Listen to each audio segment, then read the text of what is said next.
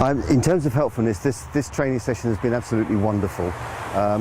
Things have been explained to me which, now that they've been explained, were so blindingly obvious beforehand, but obviously I wasn't putting them into practice. So on a scale of 10, it's 10 and a half effectively. I'm much more confident in dealing with Winston.